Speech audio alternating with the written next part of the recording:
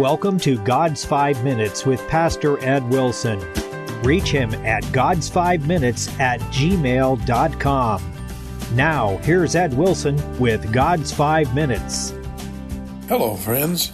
Following Jesus' Sermon on the Mount, we begin to find teachings he gave to those who were destined to work with him. Matthew 8:21 speaks of one such instance.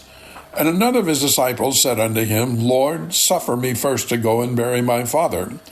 But Jesus said unto him, Follow me, and let the dead bury their dead.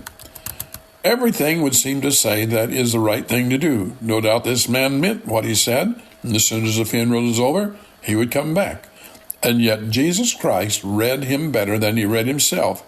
He knew that the course of being hindered from doing the plain thing before us because something else crops up, which we also think is urgent duty, is full of danger and may be the mask of a great deal of self-deception.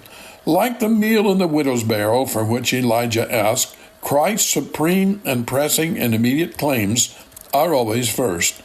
Suffer me first, says human logic. Never mind that Father may live another decade or more, while Jesus' presence is amazing, unique, precious, in this case for a limited time. Suffer me first, and when we get to the top of that hill, there is another one beyond. And so people go on from step to step, getting ready to do the duties that we know are most essential by endlessly sweeping preliminaries out of the way until our dying day when somebody else buries us. That's like the farmer who thinks, I will not sow a grain of wheat until I've cleared the trees and stumps from all my land. He would be a great deal wiser if he cleared and sowed a little bit first and lived on it, and then cleared a little bit more. Jesus' plain lesson is that the habit, for habit it can be, of putting other pressing duties forward before we attend to the highest claims of Christ is full of danger, because there will be no end to them if we once admit the principle. And this is true not only concerning Christianity, but in regard to everything that is worth doing in this world. Whenever some great and noble task presents itself with a solemn call for consecration, some dwarf of an apparent duty thrusts itself in between and pushes its demand in our faces.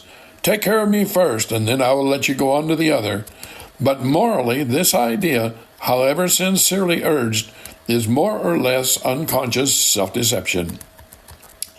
The person who says, suffer me first, is usually fooling his conscience by shielding a reluctance to determine to do the postponed duty.